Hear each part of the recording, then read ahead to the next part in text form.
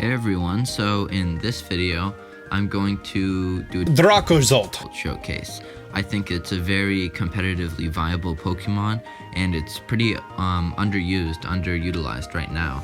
And so the first thing we're going to see when we look at its stats is that it has the ability Hustle, which boosts your attack by 50% but does lower your accuracy.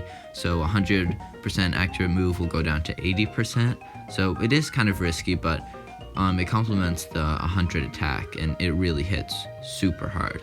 And all of its other stats, pretty good. Special defense is honestly the worst one, but it's still not bad.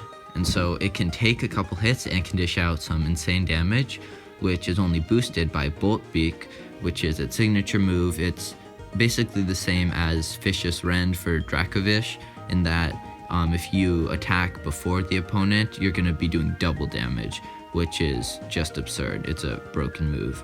And so now let's go to Showdown, which I have 3 sets right now. This is the standard set on Smogon, where you have leftovers for some reason. Doesn't really make sense to me, probably just so you can use a couple more substitutes than you normally would be able to. But yeah, I found that substitute is very good on Dracozolt, because I had a set with substitute, which I'm going to show you in a minute, but it really does help out. And Fire Fang, stuff like Ferrothorn, which Bolt Beak and Dragon Claw, that doesn't hit. But yeah, these moves are self-explanatory. Your attack, Adamant, you want to have that as strong as possible.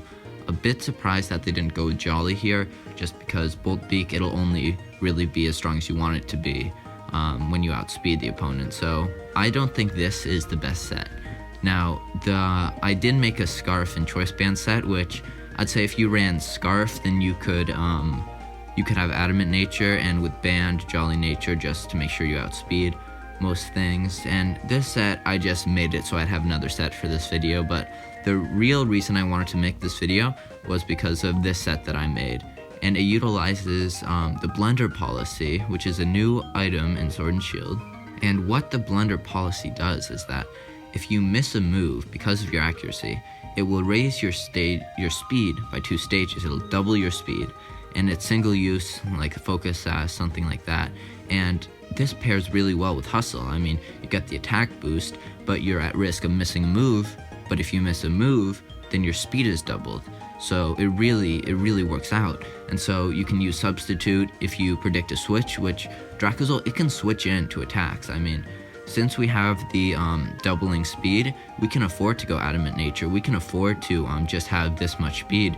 And I calculated this much speed, running 128 EVs, 218 speed, you will outspeed a Choice Scarf Galar Darmanitan, which is very common, and you'll outspeed max speed Dragapult.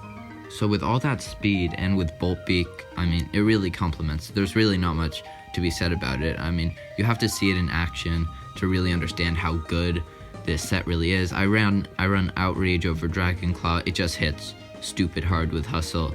Then Earthquake, that could switch with Fire Fang.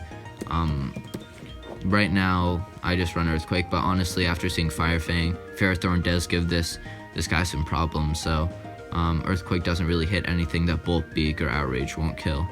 I've looked into Dracozolt a lot because I'm shiny hunting it in-game, and that's just not going well.